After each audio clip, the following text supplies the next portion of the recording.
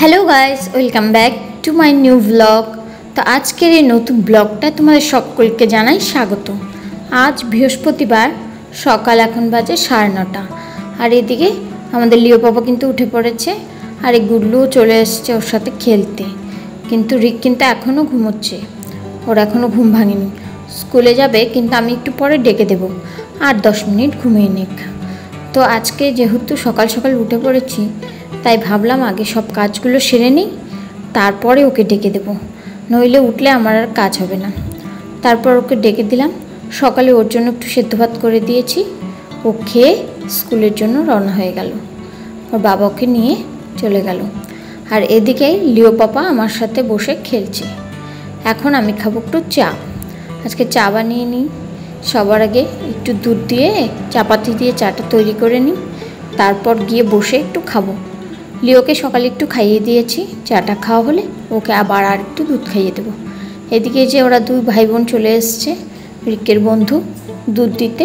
আর যেহেতু রিক যেতে পারেনি, সকালে স্কুলে চলে গেছে, সেই জন্য ও ওর বোনকে নিয়ে চলে এসছে দুধ দিতে। এখন অনেকটাই বেলা, প্রায় 11:30। আর এতক্ষণে দুধ আনলো বলে আমি বলছি, তুই আজকে এত দেরি করলি কেন? বন্ধুর সাথে দেখা হয়নি, এসে বন্ধু দেখে নাই, ও চলে গেছে স্কুলে, তাই ওর মনটা ভালো না, তাই ও যে চলে যাচ্ছে। আমি আবার বললাম একটু বিস্কিট খেয়ে যা। তারপর ওর বোনকে নিয়ে, বাইরে কি রোদ উঠেছে, এই রোদের মধ্যেই চলে গেল। আমি বললাম একটু বস, একটু পরে যা। বললো না, অনেকগুলো বোতল জমা হয়েছিল প্রতিদিন দুধের, তো সেই জন্য এই যে বোতলগুলো দিয়ে দিলাম। এখন করছি রান্না। আজকে করব মাছ, পুঁটি মাছ এনেছে, আর এদিকে এনেছে বড় রুই মাছ। তো আমার কাছে কিছুটা কাঁঠালের বীজ ছিল, তো সেটাই সেদ্ধ করে নিয়েছি। এদিকে যে রিক চলে এসছে, আজকে ওদের হাফ স্কুল, একটা পরীক্ষা ছিল, সেটা দিয়ে যে চলে এসছে। স্কুল থেকে এসে কেমন শুয়ে পড়লো। এতটা গরম আর প্রচণ্ড রোদ বাইরে, বাইরে তো তাকানোই যাচ্ছে না। তারপরে যে এবার গরমে ফুলকপি নিয়ে এসছে। এখনও শীত না পড়তেই এখন সব সবজিগুলোই কিন্তু পাওয়া যায়, কিন্তু সেরকম স্বাদ হয় না। বাঁধাকপি তো 2-1 দিন এনেছিল, শুধু করে ফেলতেই হয়েছে, কেউই মুখে নিতে পারেনি। কারণ আমি দেখলাম যেই কালে যে সবজি, সেই কালেই সেই সবজিটার বেশি স্বাদ। কিন্তু আগে পরে আনলে সেটা যতই ভালো করে তেল মশলা দিয়ে রান্না করো না কেন, সেটার মধ্যে কিন্তু কোনো স্বাদ আসে না। তাই আমি তো বাঁধাকপি আনতে একদম বারণ করে দিয়েছি। কিন্তু আজকে ফুলকপিটা এনেছে, দেখি রান্না করে কেমন।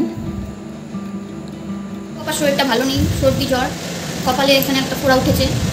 আজকে রান্না করছি খুব কষ্টে, সকাল থেকে এখনো দুধ কিচ্ছু খাইনি। এদিকে লিও পাপাটার শরীর ভালো নেই, মাথায় একটা ফোড়া উঠেছে, আবার এদিকে একটু সর্দি জ্বরও এসছে।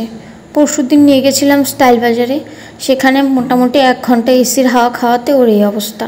তারপর মনটা খুব খারাপ হয়ে গেল, কেন যে গেলাম নিয়ে ওকে।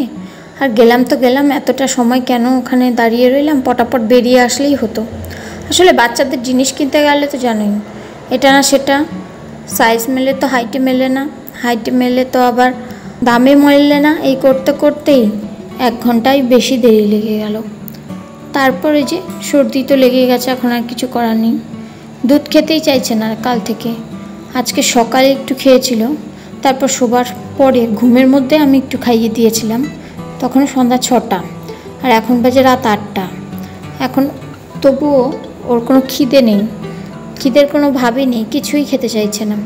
এদিকে গরমটাও পড়েছে প্রচণ্ড, এই জন্য ওকে জামা কাপড় সব খুলে দিয়েছি। এখন এই যে বসে আছি। আর এদিকে যে রিক গেছিল প্রাইভেটে, ওখান থেকে চলে এলো, আবার একটা চিড়া ভাজার প্যাকেট নিয়ে এসছে। তো আমার তো চা খাওয়া হয়ে গেছে, আমি বললাম আমাকে একটু দিয়ে খাই। আবার ওর জন্য একটু চা করে রেখেছিলাম, ওই চাটা দিয়ে চিড়াটা দিয়ে খাবে। তো যাই হোক, আজকের ব্লগটা এখানেই শেষ করছি, ভিডিওটা আর লম্বা করব না। এখন ওরা দুই ভাই বসে বসে এই যে চিড়া ভাজা খাচ্ছে। ভালো লাগলে লাইক করো, সাবস্ক্রাইব করে রাখো নতুন ভিডিও